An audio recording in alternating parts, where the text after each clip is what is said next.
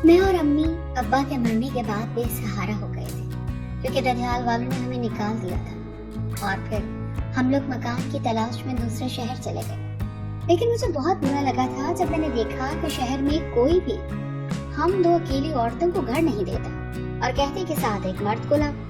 मैं इस सबसे थक चुकी थी और आखिरकार एक मकान मालिक से झूठ बोला कि मैं शादीशुदा हूँ और मेरा शौहर 1 महीने बाद दुबई से आएगा। उन्होंने मुझे किराए पर रख लिया और रोज पूछते कि शौहर कब आएगा। मैं 1 माह बाद का कह देती। मुझे डर था कि जब शौहर नहीं आएगा तो मालिक मकान घर से निकाल देगा। मगर हैरत की बात तब हुई जब महीना खत्म हुआ और मैं काम से घर आई तो सीधा कमरे में गई। वहाँ एक बहुत खूबसूरत नौजवान बैठा था। मैंने उससे पूछा कि तुम कौन हो, तो वो बोला मैं तुम्हारा शौहर। कभी कभी इंसान ही बोले गए झूठ में फंस जाता है और मेरे साथ भी ऐसा ही हुआ था। मैं जॉब से थकी हारी घर पहुंची तो मुझे कुछ अजीब सा लगा, क्योंकि मेरी अम्मा किचन में खाना बना रही थी। उमूमन मैं उन्हें काम नहीं करने देती। इसकी वजह यही थी कि उनकी तबीयत अक्सर खराब रहती, इसलिए मैं उन्हें आराम करने का कहती और खाना कभी खुद बना लेती या बाहर से ले आती। और उस दिन जब मैं घर लौटी तो अम्मा बड़े एहतमाम से किचन में लगी हुई थी। जब मैंने पूछा कि ये इतना एहतमाम किस लिए किया जा रहा है तो उन्होंने जवाब न दिया और इतना कहा कि जाओ कमरे में देख लो। मैं तेजी से कमरे की जानिब बढ़ी और जब कमरे में पहुंची तो वहाँ एक नौजवान बैठा था। वो दिखने में खूबसूरत था। ऐसे किसी अजनबी को अपने घर में बैठा देखकर मुझे गुस्सा आया और पूछा कौन हो तुम। वो मुझे देखकर मुस्कुराया और कहा जाने मन भूल गई हो मुझे। मैं बस 1 माह के लिए ही तो दुबई गया और तुम 1 माह में ही मुझे भूल गई। उसकी बात सुनकर कमरे की छत मेरे सर पर आ गिरी। वो क्या कहना चाह रहा था? मिलाकर मैंने पूछ ही लिया, क्या मतलब है तुम्हारा इस बात का? क्या कहना चाहते हो तुम? मैंने सख्त लहजे में पूछा तो उसने पूरा एतमाद लहजे में कहा कि इरानी मेरी जान, मैं तुम्हारा शौहर हूँ। उसकी बात सुनकर मेरे तन बदन में आग लग गई। मेरा शौहर, जबकि मेरी तो शादी ही नहीं हुई थी। इससे पहले मैं कोई जवाब देती या कुछ कहती, दरवाजे पर दस्तक हुई। मैं उसे वहीं छोड़ते कमरे से बाहर निकली और जाकर बाहर का दरवाजा खोला तो मालिक मकान बाहर खड़ा था। उसने मुझे देखते ही पूछा, हाँ भाई, आ गया तुम्हारा शौहर? ये सुनते ही मेरा गला खुश्क हो गया। मुझे मोहल्ले वालों ने बताया कि तुम्हारे घर में एक अजनबी मर्द दाखिल हुआ है, तो मैं यही समझा कि तुम्हारा शौहर होगा। इसके अलावा और कौन आ सकता है भला? मालिक मकान कहता घर के अंदर आ गया और मेरा जवाब सुने बिना कमरे में चला गया। मैं भी तेज तेज कदम उठाती उसके पीछे पीछे अंदर गई। अंदर देखा तो वो लड़का खुशदिली से मालिक मकान से मिल रहा था। मेरे तो हाथ पांव ठंडे पड़ गए, क्योंकि मैं ना ये कह सकती थी कि ये मेरा शौहर नहीं है और न मान सकती थी कि ये मेरा शौहर है, क्योंकि मेरी तो शादी ही नहीं हुई थी। दिल तेजी से धक धक कर रहा था। मालिक मकान कुछ देर बैठा और फिर चला गया। उसके जाने के बाद मैं उसके लड़के पर गुस्से से गर्जी के, क्या तमाशा लगा रखा है तुमने, दफा हो जाओ यहाँ से। जबकि मेरा गुस्सा करने पर हौली से मुस्कुराया और कहा कि शौहर पर इतना गुस्सा नहीं करते। मेरा दिल चाहा कि मैं कोई चीज उठाकर उस लड़के के सर पर दे मारूं, लेकिन मैं बेबस थी। मेरा सर घूम गया, मुझे चक्कर आया। इससे पहले कि मैं गिर जाती मैं नीचे बैठ गई। मेरी हालत देखकर उस लड़के ने कहा कि अभी तो मैं बाहर जा रहा हूँ, काम है मुझे, रात में आऊंगा। मैंने कोई जवाब ना दिया, क्योंकि उस वक्त वो जा रहा था। मेरे लिए इतना ही काफी था। उसके जाने के बाद अम्मा कमरे में आई और मेरे कांधे पर हाथ रखते पूछा कि ईरानी क्या हुआ, तुम्हारी तबीयत तो ठीक है ना? मैं अम्मा के गले लगकर रो दी और उस दिन को कोसने लगी जब मैंने ये झूठ बोला था। अब तो अम्मा की हालत ऐसी हो चुकी थी कि उन्हें कुछ भी याद नहीं रहता था और इसकी वजह मेरे अब्बू की अचानक वफात थी। मेरी अम्मी अब्बू की पसंद की शादी थी। मेरे ददियाल वाले मेरी अम्मी को पसंद नहीं करते थे और इसी वजह से उन्हें मुझसे भी खास लगाव नहीं था। जब तक अब्बू जिंदा थे उन्होंने हमें किसी चीज की कमी महसूस न होने दी और उनकी वफात के फौरन बाद ददियाल वालों ने हमें धक्के मारकर घर से निकाल दिया। मेरी अम्मी तो इसी सदमे में अपना दिमागी तवाज़ुन तक खो बैठी थी कि उनके शौहर की वफात हो गई थी। मैं पहले ही जॉब कर रही थी, बस अब मुझे घर का मसला था। शहर में अच्छा घर ढूंढना मुश्किल न था, लेकिन अकेली 2 औरतों को कोई भी घर नहीं दे रहा था। जैसे ही हम कोई किराए का मकान देखने जाते, मालिक के मकान का पहला सवाल यही होता कि तुम्हारे अब्बू भाई या शौहर किधर है। हम 3-4 दिन धक्के खाते रहे, लेकिन हमें कोई घर न मिला। बिलाखिर मुझे एक घर पसंद आया और मैंने मालिक के मकान से झूठ बोल दिया कि मैं शादीशुदा हूँ और मेरा शौहर काम के सिलसिले में दुबई गया है। उस वक्त तो हमें रहने को घर मिल गया और 1 महीना आराम से गुजर गया। लेकिन फिर मालिक मकान मुझसे रोज पूछने लगा कि तुम्हारा शौहर अभी तक आया नहीं, और मैं कह देती कि काम में फंसा हुआ है इसीलिए नहीं आ पा रहा। लेकिन मुझे ये डर सताता था कि कहीं मालिक मकान हमें घर से ना निकाल दे। और आज जब मैं घर आई तो मुझे अलग ही मंजर देखने को मिला, और अब मैं अपनी बेबसी पर रो रही थी कि एक तो अल्लाह ने यतीम कर दिया, ऊपर से ऐसी मुश्किल में डाल दिया जिसका कोई हल ही नजर नहीं आ रहा। मैं अपनी अम्मा से क्या शेयर करती, उन्हें तो कुछ होश ही नहीं था। मैंने कुछ ना खाया और मैं रात तक यूं ही बेचैनी से टहलती रही। जैसे जैसे वक्त गुजर रहा था मेरी बेचैनी बढ़ती जा रही थी। यही बात दिमाग में घूम रही थी कि अगर वो लड़का फिर से आ गया तो।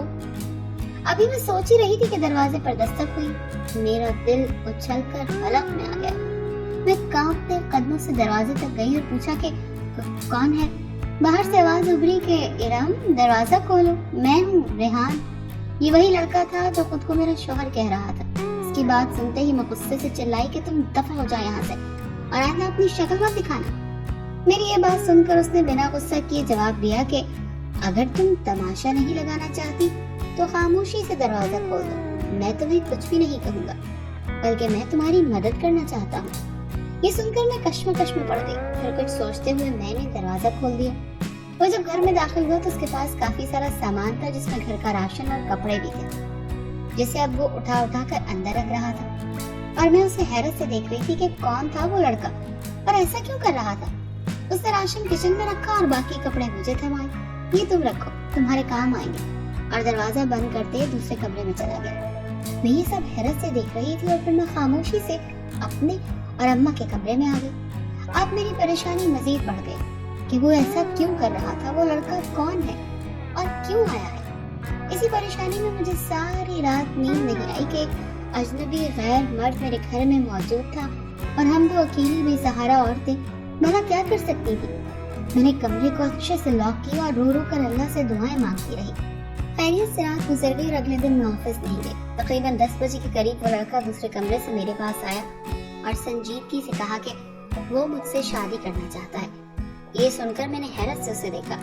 कहीं से भी ऐसा नहीं लग रहा था कि वो मजाक कर रहा है, बल्कि वो तो बहुत संजीदा था।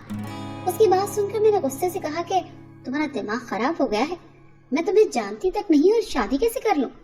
मेरी बात सुनकर उसने कहा कि तुम मुझे जल्द जान जाओगी, लेकिन अभी तुम्हारे लिए मुझसे निकाह करना बहुत जरूरी है, वरना तुम मुसीबत में पड़ सकती हो। वो कहकर रुका नहीं, घर से चला गया।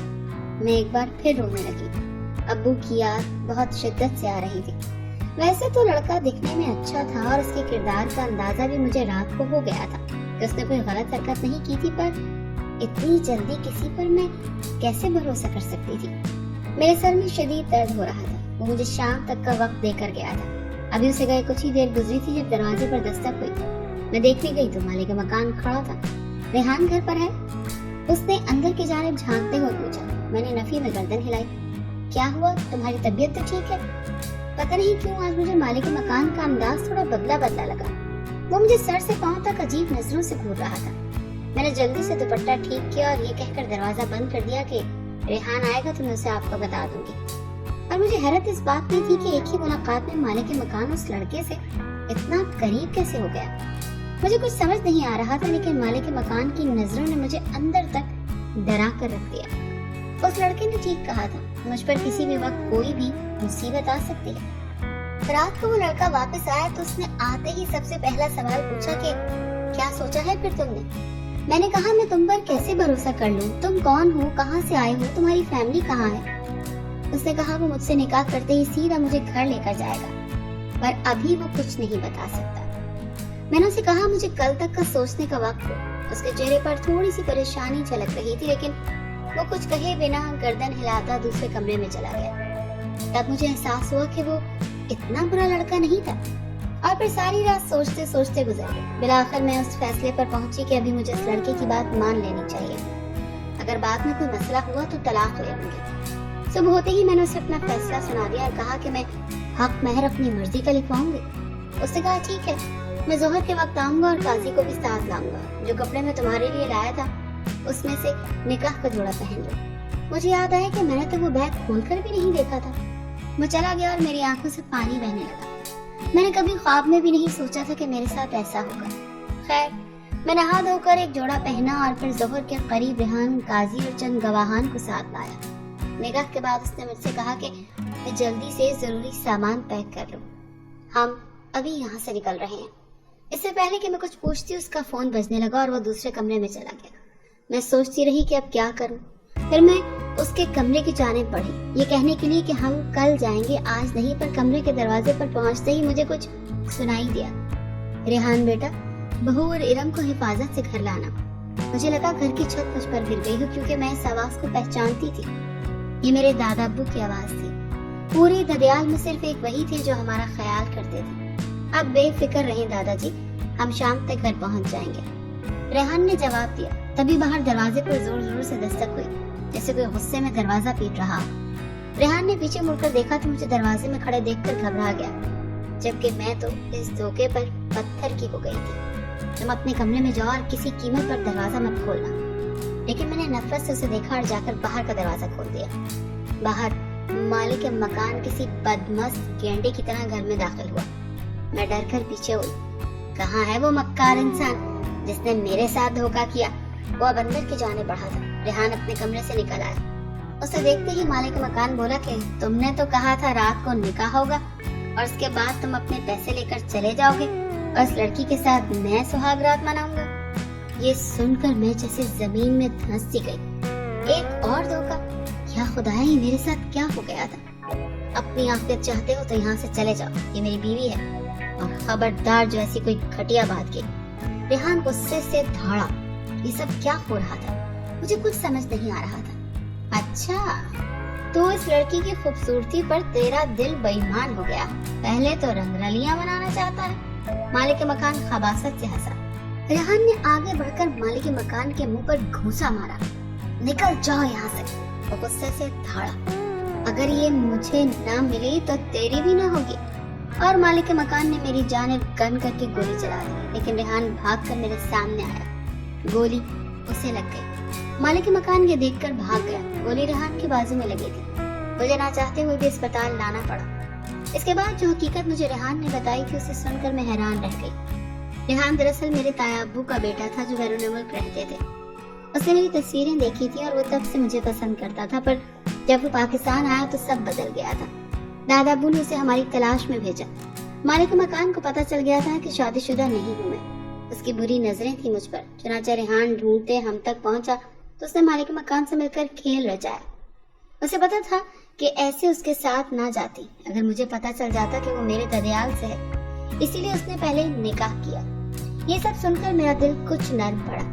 रेहान के किरदार और उसकी अच्छाई ने मेरा दिल जीत लिया था, और फिर मेरी जगह गोली खाकर तो उसने साबित कर दिया कि वो वाकई मुझसे मोहब्बत करता है। मैं खुश थी। ददियाल वाले हमें अपनाने को तैयार थे। मैं अब खुदा का जितना भी शुक्र अदा करती कम था, क्योंकि ये सब रेहान की वजह से ही मुमकिन हुआ था।